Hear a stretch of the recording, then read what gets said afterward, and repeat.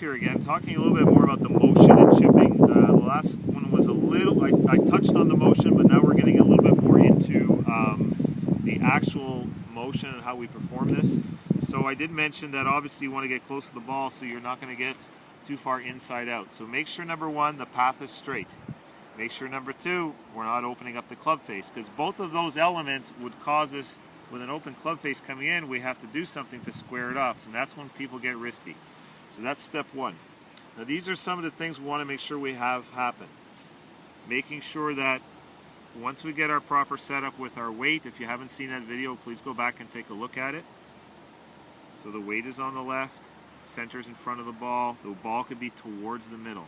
One thing I didn't touch on too much was the slightly open stance. What an open stance means is if I'm aiming towards my target, my feet are not parallel. My feet and my hips are a little open.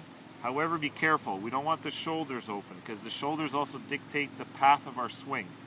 Make sure the shoulders remain square. And the reason we open up the stance on shorter shots, we don't actually have as much speed or momentum coming in, be it a little chip or a longer pitch. So by starting with a slightly open stance, it's easier to follow through and get the hips through the shot. Sometimes when we need the hips to turn for a slightly longer shot. So here we go, set up, close, a little short shot. You can see my weight's forward. We keep it there. When we come through the shot, we don't hit the shot and hang back. We don't try to help the ball up in the air. It's straight back, maybe a slight wrist hinge for a longer one. For a very short one, we don't have to break the wrist very much because we already have the forward shaft lean. Longer one, a little more wrist break. Short one is straight back, straight through, like in putting. If anything, you notice my weight will accentuate and go a little more to the left side, even as I'm hitting the shot.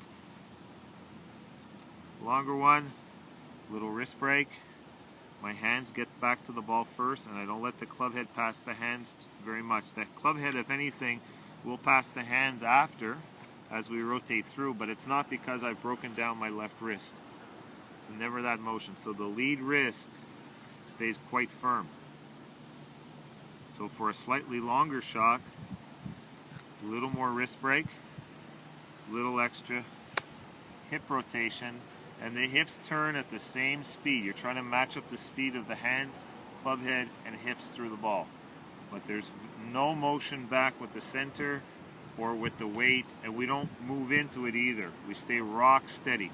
Weight and center till impact. I hope this helps. Those are really the keys to decent chipping. Just making sure you're consistent. Obviously, we have to talk about strategy and how to control trajectory, and that'll be through pitch shots as well. Thanks, and I look forward to talking to you about that next lesson.